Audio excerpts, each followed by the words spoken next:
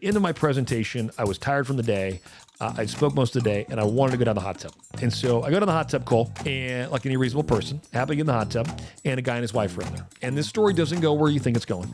In the studio, to prove to people that I don't always wear the same outfit. We don't film all these in a single day. So when you comment, and they said, I believe he only has one shirt, and I all do. So I decided to buy a second shirt, and it was white. The few people in this office, namely Sabrina, love Starbucks. And my fundamental belief is 20 years from now, Cole, I think people are going to want to meet at Starbucks and drink coffee. I know it's a bold idea. Welcome back to Be Wealthy with Brett Tanner. It is episode 0011, Cole. And there actually can't be two number ones because that would be 11. And that's where we're at today.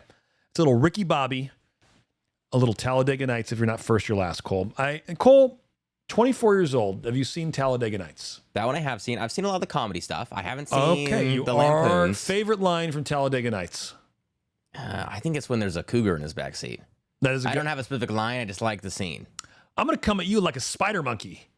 I mean, come on, Cole. You got to, I mean, you can't, you've watched the movie more recent than I have, and you can't do. Well, I like when they're prepping for the dinner and they have, I've been working for hours for this, and then it's just Powerade and delivered pizza. Well, that was pretty good. This will probably get me in trouble on social media. And that's but why I didn't want to say something he's like like, you know, I wake up in the morning, I basically piss excellence. I mean, it's just Ricky Bobby's the greatest character ever. There's just not a lot of great lines for. Well, comedy movies have changed a little bit. Well, it's definitely, you can say that today. And I said, as Ricky Bobby said it, Brett Tanner didn't say it. Ricky Bobby said it.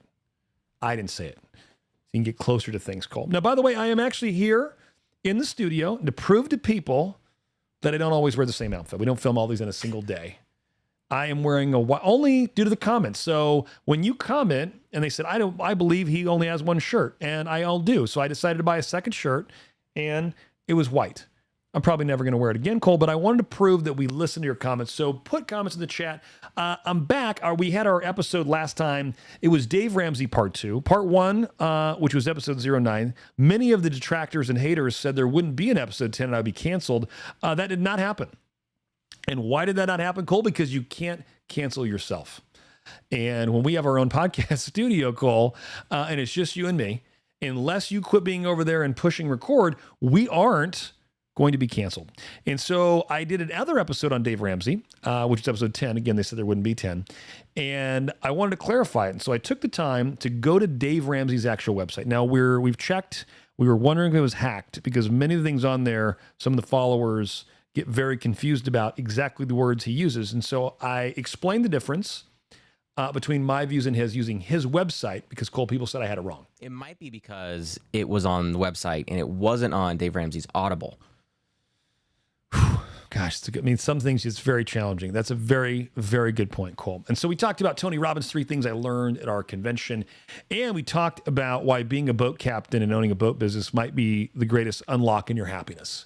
And that was all on our last episode. So do not forget as you're watching here today to subscribe. And we're going to jump in today and talk about something that I think people overlook. In all of their investments, Cole, I have this idea. And the idea is that there's a hidden cost in all of your investments, Cole. Every single investment you're going to make, there's a hidden cost. And people talked about opportunity costs, but I like to call it something different because it encompasses more. And I call it soft costs. Life has soft costs.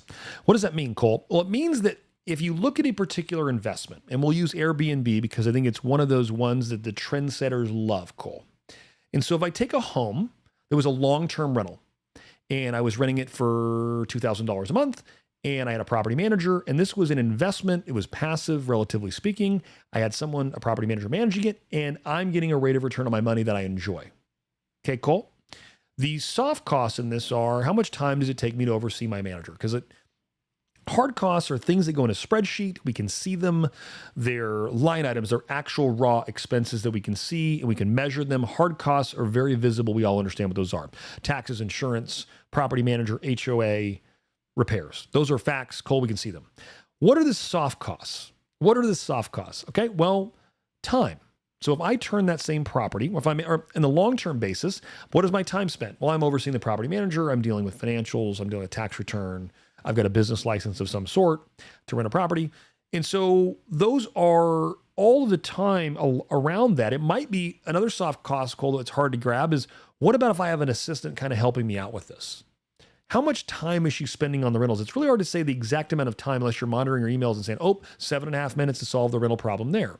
So we have these other costs that are kind of hard. They're hard costs, meaning they're real dollars, but it's really hard to measure increments of time when you're sitting in the shower thinking about it because the tenant drove his car through the front door, right? Like, so that is a soft cost, right? There's soft costs in time, in emotion.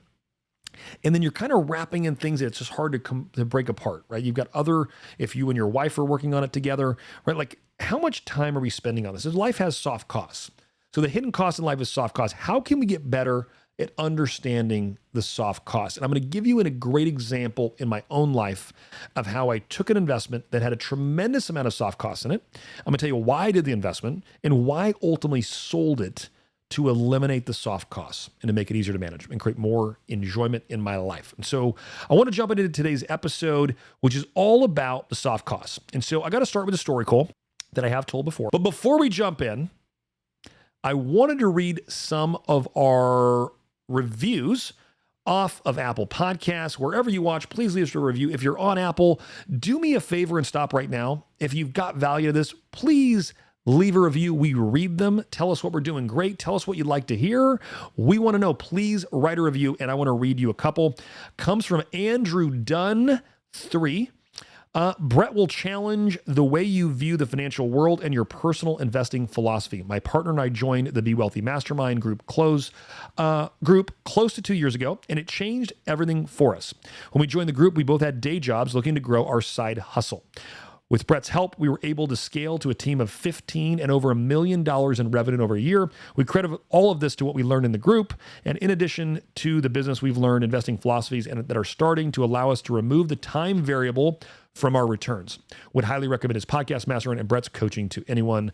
Brother Andrew, thank you for that. Very, very kind. I love getting to see people do that, right? These guys had jobs. I got to be a small part in that journey of watching them go to the business guys, and they're crushing it today. Thank you. Appreciate you guys. And I want to grab one more from podcast 2019, which is Brett is a master at what he does. He delivers his podcast in a simplified and relatable way. If you want to learn from the best and have the opportunity to change your life and wealth trajectory forever, listen often and listen closely. And that is podcast 2019. Very, very kind. Thank you guys. I love what I do. And the only reason, Cole, that I'm on this side of a podcast talking about wealth is because I have failed more than everyone watching this in the wealth area. I really have. Like, I have done more things wrong. Trust me, if we were doing a podcast, Cole, of all the stupid things that I did with money and the things that didn't work, it's much longer. We would get those episodes at the lengths you'd love to have them, Cole. It'd be 5-hour episodes all of the time, because every time I failed, it taught me something, and I was able to learn and use all of those experiences to share with you what I actually believe and is relatable today. And I do that in a way that I hope is transparent. I'm not poking fun at anyone, but I do try to tell jokes, Cole, because I think that I am a semi-pro comedian. And by that means I have no rankings at all. There's no basis to say that, but I'm thinking about becoming a professional comedian. Side note, before we jump in, Cole, are you I don't even know how to say the guy's last name. You a Nate Bargatze? Oh boy, your favorite guy. I am. And I don't even know. Is that how you say his last name?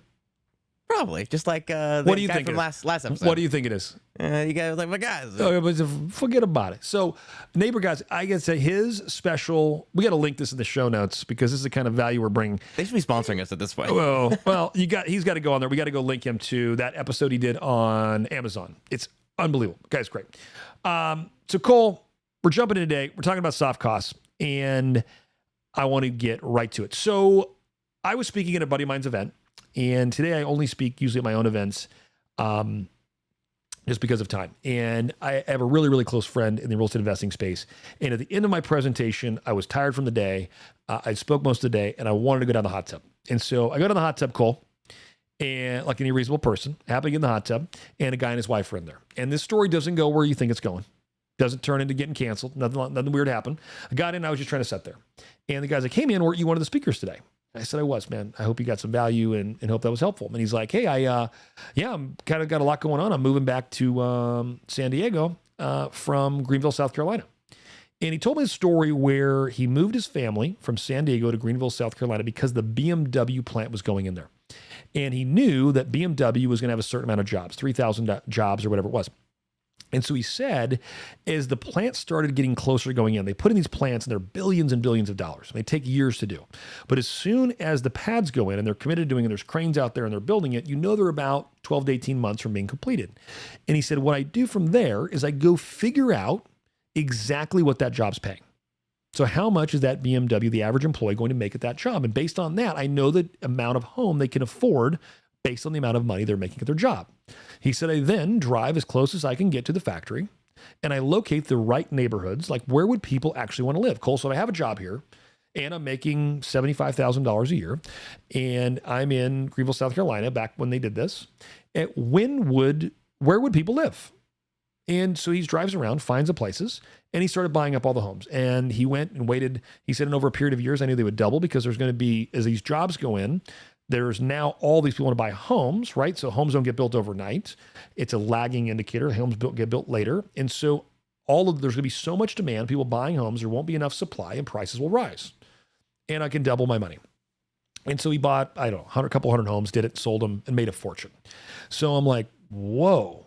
So let me get this straight. I have 1,000 questions. Let's get a round of drinks and let's run through them. And so I am now drilling this guy, asking questions like, hey man, what about this? What are the markets? What are the jobs? How do you track it? How do you find the information? And I asked the question of, Cole, what are the 5 markets I should look at next year? One of them happened to be Huntsville, Alabama. And so I looked at Mazda, Toyota. You can look this up online, and we could probably find a link in the notes that said Mazda, Toyota, their initial announcement. They were going in there. It's about 2018. I think they made the announcement. It was 2019. And so I flew out there. The pads were going in. 4,000 jobs were quoted. Now, what I didn't understand back then is when they quote 4,000 jobs, what happens is many of the parts manufacturers, their competitors, there's way more jobs that go in there than whatever they actually quote. Toyota's putting in 4,000, but it might be 5 to 10 times that amount by the time you get everyone else that's going to have a job go in there. And so my goal was, if I bought these houses, hopefully over the next 5 years they would double in value. That was my investment thesis, that there would be all this demand for housing, there wouldn't be enough housing, and they would go up in value. And so a lot of the homes, I think I bought my first home out there, Cole. And this is why, if you go back to the Dave Ramsey episode where he says, never invest out of your own market, stay local forever. Cool. I'm in Arizona. I invest in Alabama. Are there some things you need to learn? Yes. But I was buying $35,000 homes that rented for $850 a month. So Cole, as a 24-year-old dude who spends a lot of time in rooms that I'm teaching in our programs and all around our clients, Cole, if you could buy homes for $33,000 that rent for $850, would you be interested in any of these types of homes? I might even have a couple already if that were the case. Yeah, you would be. I mean, like you'd go, dude, this makes a lot of sense. I go out there. Now, by the way, the homes in Alabama, and when I showed up there, people thought I was a crazy person. And in fairness, Cole, I am a little crazy. But so they're like, Brett, this home, in 2005, 6, 7, 8 in Arizona, when values went like this, what we did in Alabama? We went like this. 2007, 8, 9, 10, when I went like this in Arizona, I was like, oh yeah, I remember. Like, we kind of did this. And so he's like, that home you're going to buy for $35,000 or $50,000 in 20 years will be worth $35,000 or $50,000. And I said, well, that's actually not true. When those jobs go in, things are going to change. Like, it's going to be totally different.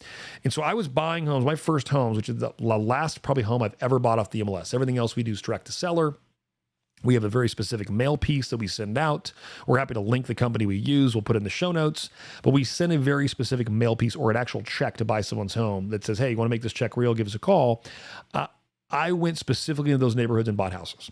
So I'm buying homes for $35,000 to $50,000. I ultimately acquired 41 of these homes, Cole, commercial building. And that was from 2019 to probably 2022. And as of yesterday, I sold 21 of those homes. They didn't double in value, Cole. That's the frustrating part. So I bought all these homes. They did not double in value. They about 3 to 4x'd some of their values, and I made a tremendous cash flow. Prices skyrocketed, and it's the best investment I've ever made in my entire life. So I sold 21 of them, and I sold them due to the soft and hidden costs. So I love rentals, but these had already did what they needed to do. They went from $50,000 to $150,000 or $50,000 to $130,000, or they all way more than doubled. And it came a time where I looked at managing those and continued to do it, had soft costs, right? I get calls from the property manager. I've got roofs, I've got ACs, all the things I'm great with, but I did the investment to do specific things and it did it. So I wanted to find a better way. If all things were equal and I could have a better investment, would I rather have, Cole, one home or one building or 21? And so I want to walk you through kind of what I thought about. And so as you watch this, if you go, you click the show notes, we've got a couple tools we're going to reference here that are on our website. And one of them is just this, what I call our rental tracker, or fair market value on all investments, but it's a rental tracker. And if you put all of this data in there, and then you sort it, you're going to look at different types of returns and try to see where's the opportunity in my portfolio. I believe you should be looking at all your investments, and every year you should have a goal for every investment. You should be asking the question, did it perform like I expected? Is there a better place to allocate this capital to, right? As investors, we're always looking, can I get a better return with either less soft costs? Can I get it easier, more efficiently, with less noise, right? That's always what we're asking. So net sum game, I spent $1.3 million, $1,336,200 in these 21 properties. By the way, which of my portfolio do you think I sold first, Cole? If I've got 41 houses, and I'm going to sell 21. Do you think I sold the best 21? I probably didn't. I sold the one that had the greatest repairs and were delivering the least returns to me, right? So I had a way to measure that, which is that rental tracker that I gave you. So I bought these for $1.3 million. It closed yesterday. The final sales price was $2.55 million. So increase in equity just shy of double. Now, the reason I say did all the investments done, Cole, again, this is the worst portion. The other side of it is way more than double. This section, right, just shy of double on the equity increase alone. Now, what else is included in that, though? That's the equity. So I also cash flowed, and I'm going to give you the real numbers here, over $450,000 after debt service is what I made in the nearly 4 years I had these. So my profit all in is about $1.6 million. Plus I saved a bunch of money in taxes. And so I'm sitting there, and the question I'm asking is, if I continue to manage these, how much soft costs will I have in my life, my staff, and emotion and all that things, thinking about these investments? So I look at where else can I go? Now, mind you, there's a couple calculations as you go look at your historical performance of investments. I'm looking at my cap rate off purchase. So what's the rate of return off the money that's actually invested? But you also want to look at all of your investments value today. Sam Zell wrote a really great book called Am I Being Too Subtle? We lost one of our investing legends. We lost two last year, Charlie Munger and Sam Zell. But Sam Zell in his book, Am I Being Too Subtle, talks about any day you choose not to sell your investments, you're choosing to buy them at the same price, at today's value. Now, it doesn't mean you should always sell your investments. I believe you should buy real estate to hold it forever. I also believe that certain investments, as you grow them, you're going to want to roll those up into larger investments that become easier to manage and make more money in a more efficient way. So I started buying lots of single family investments. I'm still doing that. My goal is to roll those up into buildings, which I'll explain here in a minute. And so I looked at that and I said, hey, these investments did what they need to do. They're cash flowing. But if I had the choice and I could take 21 assets and move that into one, and all the math was the same, would I do that? And so the answer I landed at was yes. And so I've also, in our investing world, in addition to looking at the returns, every year I've got these rituals, right? And I've got rituals throughout my life. I've got things I do every day. I've got things I do every week and things I do every month, both on a personal, on a health, on a relationship, on an investment side, where I've got all these rituals in my life. And so at the end of every year, from an investment standpoint, one of the rituals I do is I look at all our investments and I say, do I need to look at restructuring any debt? So if I did shorter term loans, like a lot of the properties I bought in Alabama were on a 5-year fixed mortgage, and then the rate would adjust to market value. I was getting debt though at 3.5% interest is what I'm paying on the money I borrowed very conservatively from a bank in Alabama. So I started paying down some of that debt because I knew that debt was going to mature and I had a plan for that. Again, debt's not risky. This is where I differ from Dave. I could see the debt expiring and I chose to use cash flow that I had, and I had a plan and I knew when it was going to mature. So as rates rose and I knew my 3.5% interest rate was going to adjust to say 7 or 8, I chose to pay that down out of the cash flow the investments created. I also look at what were my expenses last year, because in rental properties, right, your market rent is fairly capped. I cannot take a $2,000 home and rent it for $3,000 a month. Cole, that won't work. If I take a home that should rent for $2,000 a month and I price it at $3,000, Cole, what's going to happen? The potential tenants are going to look at other homes for $2,000 and rent those. So I can only, my income is capped. My expenses, though, are the opportunity that exists in rental properties, right? How can I lower the repairs and the expenses throughout the year? I look at what if I were to sell that property and sell or finance it, become the bank in the transaction. Instead of being the landlord, I become the bank, and it'll improve my returns.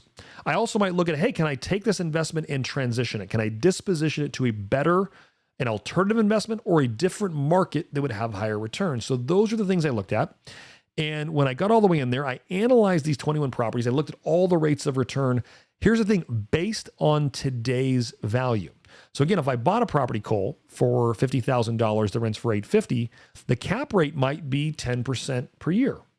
However, when that home for $150,000, so if I bought a property for $50,000, Cole, and I net $5,000 a year after all expenses and everything, that is a 10% cap rate.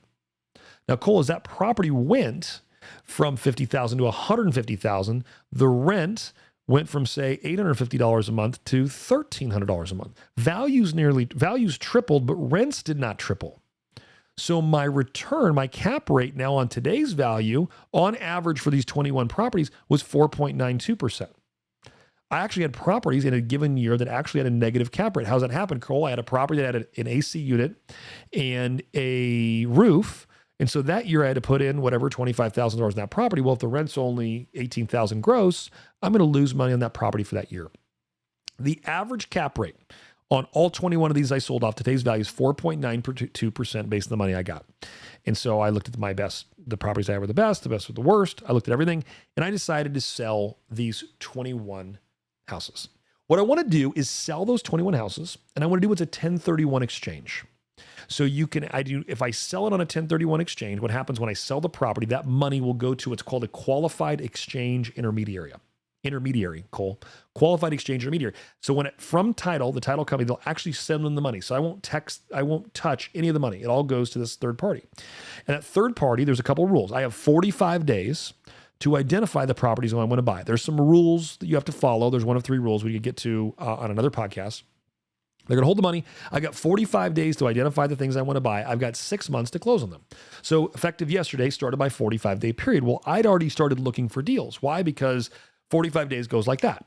And I also want to get through inspection periods and make sure everything, because outside the 45 days, I'm committed to closing and I can't add other properties to it. So then I started asking the question, what are the businesses that I believe in? Right? I want to, instead of go to houses, I want to go to commercial, and I want to go to ideally retail businesses that I believe are durable and are a thing. And so I thought of the one that, Cole, everyone does, and no one more than a few people in this office, namely Sabrina, loves Starbucks. And my fundamental belief is 20 years from now, Cole, I think people are going to want to meet at Starbucks and drink coffee. I know it's a bold idea. I don't do it personally. I have a coffee machine in my house. I think it's just wonderful. But people are going to, I believe that Starbucks is a real thing. I think it's going to survive. I think it's going to make it. So I am in the process of likely exchanging 21 rental houses for $2.5 or $2.6 million I sold for $2.6 million in a Starbucks. Cole, the numbers line up actually perfectly. And here's what's fascinating about the math. The math is actually going to be higher on the Starbucks than it was in the 21 rentals. And by the way, the difference in Starbucks is what's known as a triple net lease, which is net of repairs, expenses, tax, insurance. Every expense that you have as a landlord, all those are paid. It's called triple net. And all those expenses are paid depending on your lease, but in this case, all are paid. So my net rental income is my net rental income. I don't have to manage the building. I don't have to do anything. All I have to do is look at the lease. Did they pay? It's guaranteed by Starbucks corporate. It's got a 10-year lease built into it. And they can have options to extend up to 20. So I am at the start of a 10-year lease, Cole. So for the next 10 years, I'm not going to have the soft costs. And so the point of this episode is isolating the soft costs in your investments. I also want you to think about the soft costs in your life. And so what are the costs? So let's compare Alabama portfolio to Starbucks lease, Cole. So first thing, how many assets are we managing? How many different things are we thinking about? We got 21 versus 1. Cole, what do you think is easier to manage, 21 or 1? I'm gonna go with 1. Boom. Cole, touch some sky. That's the right answer. Cole, next thing, how many LLCs did I have? Well, for 21, because you want asset protection, the way I think about it is how much equity do I want to expose in each LLC that I have? How much equity do I expose? So I had, I believe, 5 different LLCs that owned those 21 assets. Cole, on the new building, I'm gonna have 1 LLC that's only gonna hold that building. So now, what's easier, Cole? 5 or 1? keep in mind of those 5, Cole, each of those has a P&L. Each of those has a separate set of bookkeeping. Each of those has a tax return. You've got insurance policies. You got 21 different insurance policies as opposed to one. I mean, but all these things add up, and we all look at it like, oh, it's totally doable. No, Brett, it's all the same. It absolutely is not the same. So we'll get to the end. So now accounting. To account for 21 rental properties, if when they go vacant throughout the year, right, you're going to have probably 3 utilities per rental properties times 21. So you got 63 rental utilities you're paying. So I would say it takes about 8 hours a month to do the accounting on 21 rentals. Now, how much accounting does it take, Cole, when you have one deposit? Like, hold on, wait a minute. Let me get it my QuickBooks, and I'm done. So I think that's going to be 5 minutes or less. We'll call it 30. So you got 8 hours a month, 30 minutes. Cole, let's go to tax returns. When you had 5 different LLCs, you're filing 5 tax returns. Just more complicated. How many? And by the way, the amount of money to do those tax returns. Again, one asset, bam, one set of income expenses done. 21 different lines on your tax return if you've seen how it's done. And so what's it going to cost? It's not just 5 returns. I would argue that those 5 returns probably are cost $1,500 per versus the one return is probably going to be $2,000, maybe $1,500. How about renewals? I've got to manage 21 different renewal extensions that are all annual. On single family rentals, when do the renewals come up? Every single year. We've got to get the tenant to sign on. They can move out every year. As opposed to, what do you think is going to happen there? It's like a 10-year lease, Cole. We're not talking about renewals. By the way, the renewals are already predetermined, and they can go out another 10 years beyond the initial term. By the way, every 5 years, automatically 10% rental increase. Cole, automatically built in. I got to go to my tenants every year and try to get that increase. Now let's talk about vacancy. All of my single family rentals, what's the question you're asking, Cole? It is, I budget that it'll be vacant 1 month per year. Is that true? No. Hopefully, on my average single family rental property, my average tenant stays for 32 months. But I have to budget they're going to move out every year because that does happen. And if they do, it will be vacant for likely 30 days. As opposed to my vacancy, Cole, for the next 10 years, unless Starbucks goes out of business and they go bankrupt, I'm not going to have any vacancy. I might not have vacancy for 20 or 30 years. That's possible. As opposed to 1 month per year. All right. Then we go down to rent collection. Again, is it easier to collect 21 properties or 1? It's going to be easier. I'm going to tell you, by the way, ACH, Starbucks, corporate, boom, dropped in your account. Especially Alabama. Sometimes it might rain. Things get a little tricky. I got to tell you, so the eviction laws, as you deal with rental properties in different states, the eviction laws are radically different. And I will tell you a story that happened in Alabama. Arizona is very landlord-friendly on rental property. They believe, did you pay your rent? No. If you didn't pay, get out. Alabama, they do a little differently. And I am from the country, so I can do this accent. But the judge's like, hey, we ain't going to evict nobody because it's going to rain coming up Tuesday, and we ain't going to evict nobody in the rain. I'm like, hey, man, I get it. This guy hasn't paid in 60 days. And I get it's raining, but we'll bring him an umbrella. I'm not anti-tenant. I'm just pro getting paid. I had investments, and they're living in the house, and we actually, I'm willing to fix anything. We'll do any of the repairs. We need our tenants to pay rent. It's a real thing. And if they don't want to pay rent, they just can't be there. And it is the courts and municipalities' rules and laws that should move the tenants out that aren't paying. Right? That's a very logical thing. We have to have this occur because we need landlords. We need people that want to provide housing. It is a necessary need, and we need investors to want to do it. And many jurisdictions are against it. And so because it could rain, Cole, and that can really knock things, down for a minute, managing all of that. So what are the soft costs? And I gave it to you there. What do you think it costs? Here's another way to think about it, Cole. If we have 1,000 rental properties, with property management, how much staff and labor and time and energy does that take to manage? As opposed to we had one building that was the same price as 1,000 rental properties. That'd be a huge building. I get it. What's going to be easier to manage? Now, the question is, do you have the right building? Now, the risk all become, would you rather have, you're diversified in this group of 1,000? I would argue that I'm much more secure with Starbucks than I am with the 21 tenants that were in my properties in Alabama. I think that's a better credit bet. Might as well be a treasury bill. I mean, the U.S. government and Starbucks, I put them toe to toe. I got to tell you, no safer investment. I will tell you what, unless something changes where they determine that coffee is bad for you, unless they come out on a rampage. But even the gluten thing didn't wipe out Krispy Kreme, Cole. Okay, Cole, I know you can't go probably pounding like 25 donuts, okay, on a gluten basis for you. But I'm telling you, if you could, it'd really be something. But even that fiasco didn't knock out Krispy Kreme. I'm sure they had a tough time. But Starbucks isn't going away. It's never going to happen. And so I just want you to go back and think about soft costs. Now, think about soft costs as they relate to your life. What are the soft costs? When someone invites you to go to do something you don't want to do, and you do it because you feel like, well, they invited me, I have to go. I've got to go to this party on Saturday night because I have to go. I view that soft cost as very significant because A, I don't want to be there. Why do I need to go to a party that I don't want to be at? As a 43 adult male, Cole, I've decided that I only want to do things that bring tremendous joy. I want to spend more time with the people that I care about and figure that out. So I think as you make decisions, evaluate the soft costs around anything you're going to buy in every decision you make, because life does have soft costs. They're not only investments, they're here. And the point of this episode was to anchor in a point that there's a better way to make more money more efficiently. There's a better way to have the experiences that you have more efficiently. There's a better way to have epic vacations more efficiently, more effectively, right? Every area of your life can be improved, and every area can be measured and managed to create the most happiness you can enjoy in every single moment. So I want to tie all that out as we're wrapping up here today, Cole. We covered the soft costs. One of the concepts that I think has fundamentally changed the way I think about time, the way about investing money, and that no two things are ever equal. And anything you say yes to, you are saying no to something else. And be aware as you go out there, you absolutely have to be aware of the soft costs. Before we wrap up today, I do want to talk about today's sponsor who was a part of that deal.